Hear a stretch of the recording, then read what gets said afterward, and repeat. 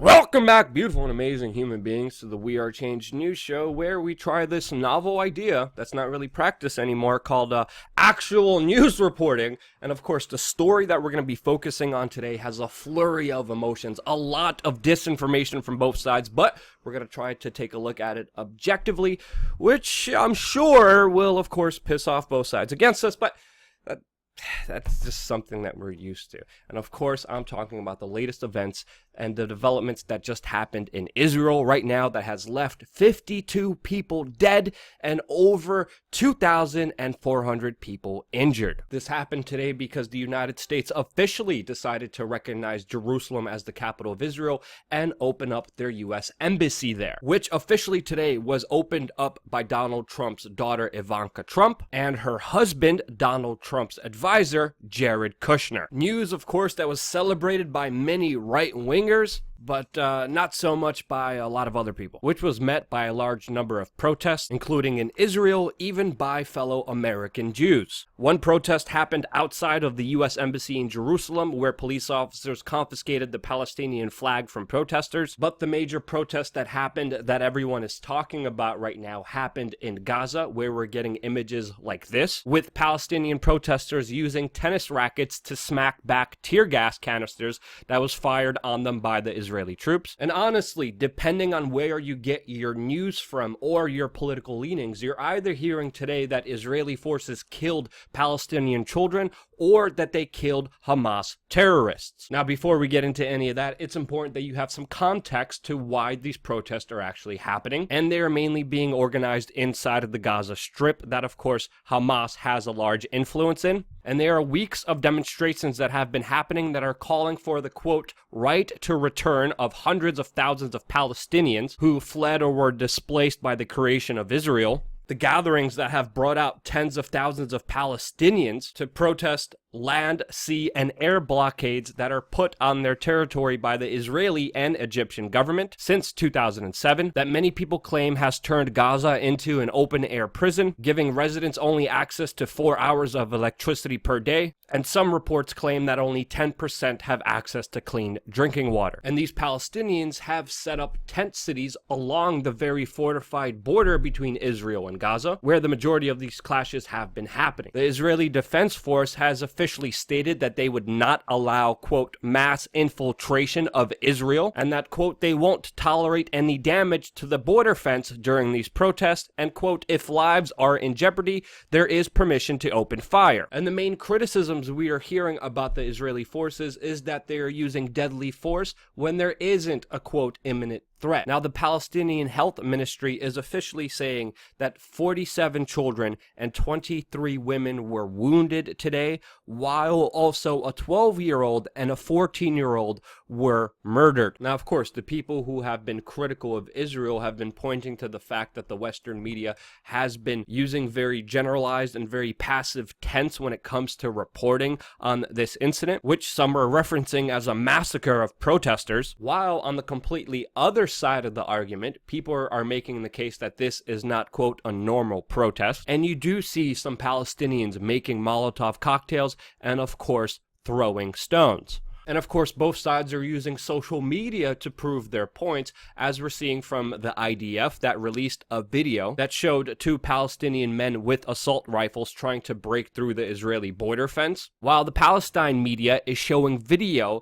that appears to show Israeli troops shooting an 18-year-old Palestinian in the back as he was running away from the border, and another video showing a Palestinian protester being shot in the head as he was waving his arms in the air. And it's important to note here that these gatherings were met with tear gas, rubber bullets, and live ammunition, with, of course, 100 military snipers deployed by the Israelis on the border during these protests. And with such high number of casualties and wounded, a lot of people are making the point of how could this many people all supposedly are supposed to be, quote, terrorists. And also with many journalists getting shot and wounded during these protests for just reporting on them, I think it's fair to say that there are innocent people who are killed during these actions, and most importantly, that Israel is going very heavy-handed with a response to them, especially when you account for the number of casualties and wounded on one side compared to the other side. Now, it's also important to understand here that Israel also has been striking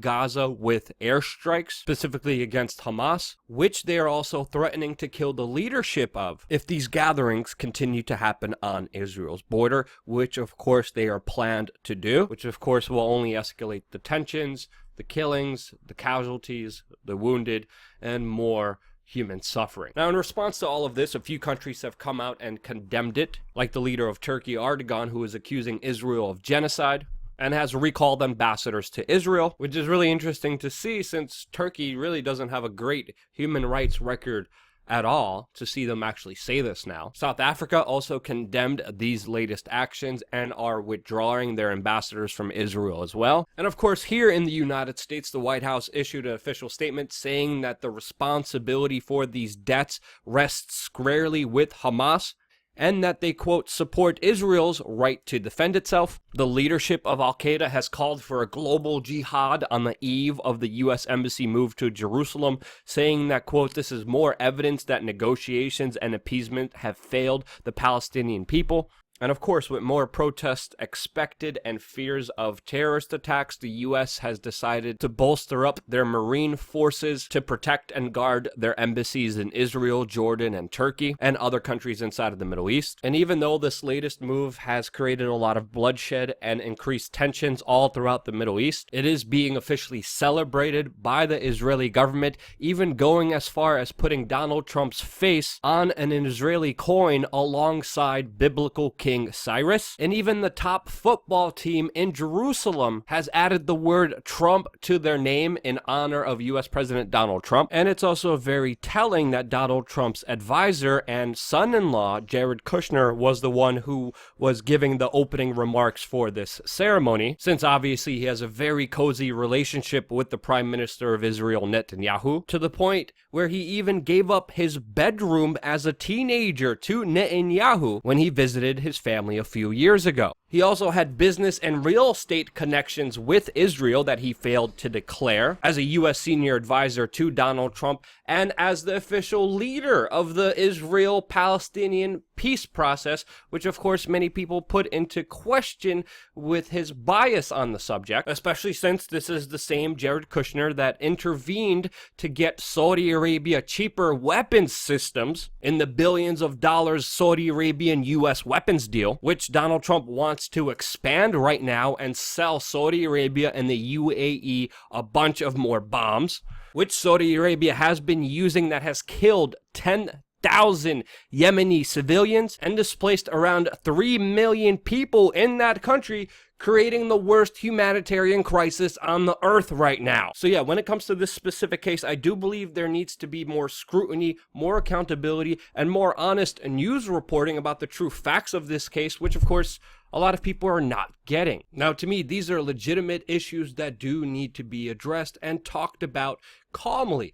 And sadly, these issues are too hot to touch for a lot of people because they don't want to be lumped in with racist, bigots, and anti-Semites, which I'm neither of. And two, there is a lot of repression against anyone who is speaking about these issues, with even South Carolina just yesterday passing a new law that targets criticism of Israel in school as anti-Semitic. Other people are getting their YouTube videos totally blocked for even addressing this issue. And to me, this is something that does need to be talked about rationally, without emotions, without bigotry, without hatred, with just the facts so we know exactly what's happening here and could deal with it rationally and calmly. Now, of course, for full transparency here, I have friends on both sides of the issue that are trying to pull me into their direction, into their particular viewpoint. And I don't know, maybe I'm just crazy, but from my viewpoint, whenever another person uses violence against someone else, it should be condemned and effectively called out and effectively stopped. And we can only do that with a true dialogue, with a true examination of what's actually happening. I don't know, that's just the way I see things, and I hope